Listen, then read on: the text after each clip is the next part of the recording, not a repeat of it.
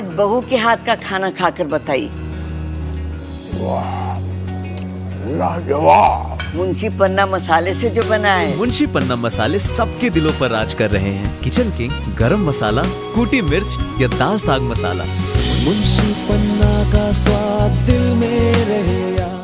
वेद मानव जीवन का शाश्वत ज्ञान है। वेद न केवल धार्मिक ग्रंथ है बल्कि विज्ञान, समाज, शिक्षा और नैतिकता के स्तोत्र भी हैं। वेद से ही हमें पता चलता है कि जीवन का उद्देश्य केवल व्यक्तिगत सुख नहीं बल्कि संपूर्ण मानवता का कल्याण है। ये कहना था जयपुर हाउस स्थित आर्य समाज मंदिर में आर्य समाज नाई की मंडी के 65वें वार्षिकोत्सव समारोह में मुख्य वैदिक वक्ता डॉक्टर प्रशांत जी का। उन्होंने कहा कि नारी अगर वेद पढ़ती है तो निश्चित ही उसका परिवार संस्कारित होगा और तभी वह समाज के निर्माण में अपनी महत्वपूर्ण भूमिका अदा करेगी। मनुष्य का सबसे बड़ा शत्रु अहंकार होता है। धनवानों को धन का अहंकार है, बलवानों को बल का, रूप वालों को रूप का, विद्वानों को विद्या का अहंकार होता है। जो व्यक्ति अहंकार से ऊपर उठ जाता है वह समाज में पूज्य होता है। भजनोपदेशक कंचन कुमार ने कहा कि नारी को समाज के नवनिर्माण में अपना महत्वपूर्ण योगदान निभाना होगा। आर्य समाज ने नारी सशक्तिकरण में अपना महत्वपूर्ण योगदान दिया। यही कारण है कि वर्तमान समय में नारी सभी क्षेत्रों में पुरुष के साथ कंधे से कंधा मिलाकर काम कर रही है। इससे पहले प्राप्त सत्र में यज्ञ में आर्यजनों ने आहुतियां दी। प्रख्यात गायक कंचन कुमार ने आर्यजनों को 100 बार जन्म लेंगे 100 बार फना होंगे, एहसान दयानंद के फिर भी ना अदा होंगे, भारत का कर गया बेड़ा पार वो मस्ताना योगी जैसे एक के बाद एक भजनों से सभी को भावविभोर कर महर्षि दयानंद का गुणगान किया। महिला सम्मेलन की अध्यक्षता करते हुए वंदना आर्य ने कहा कि आज की महिलाएं पश्चिमी सभ्यता से प्रभावित होकर अपने पहनावे और जीवन शैली में परिवर्तन ला रही हैं, जिससे पारंपरिक संस्कार कमजोर हो रहे हैं। उन्होंने कहा कि महिलाओं को फिल्मी अभिनेत्रियों के फैशन को त्याग कर वेदों और भारतीय संस्कारों के अनुरूप वस्त्र धारण करने चाहिए। मिथिलेश दुबे ने महर्षि दयानंद सरस्वती के आदर्शों का अनुसरण करने का आह्वान करते हुए कहा कि उनके बताए मार्ग पर चलकर जीवन को सुंदर और सार्थक बनाया जा सकता है।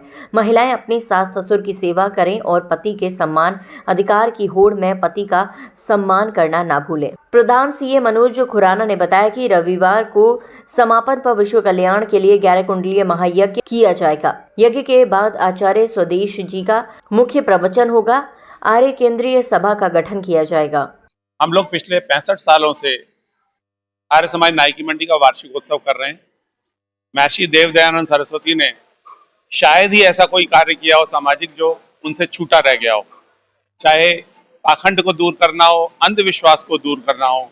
और ऐसी बात बहुत लोग नहीं जानते कि स्वदेश का पहला नारा भी महर्षि दयानंद सरस्वती ने दिया था, जिससे लाखों लोगों ने, लाखों उनके अनुयायियों ने देश की रक्षा के लिए अपनी जान दी। वो महर्षि दयानंद ही थे। तो उन महर्षि दयानंद जी को हम नमन करते हुए पिछले 65 साल से हमारा आर्य समाज नाई की मंडी वार्षिकोत्सव कर रहा है। इस बार वर्ष भी हम धूमधाम से जयपुर हाउस समाज में इस तरह का कार्यक्रम कर रहे हैं।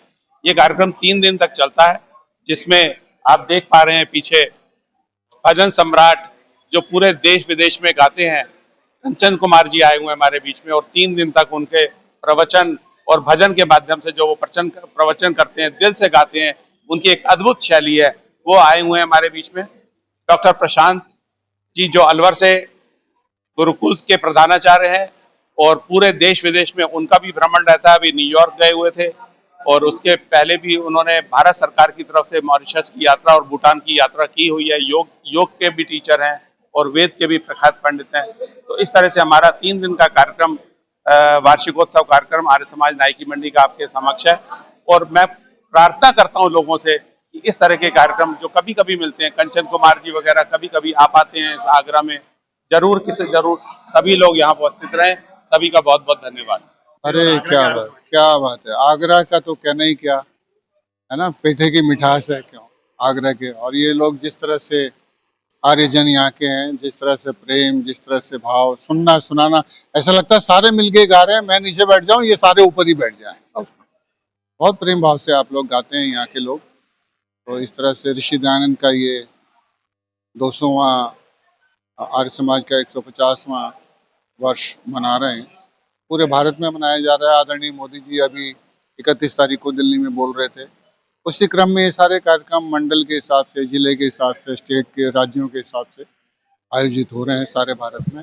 इसके बाद हम लोग चंडीगढ़ में, फिर पंचकुला में, दिल्ली में इस तरह से सारे भारत में चलेगा।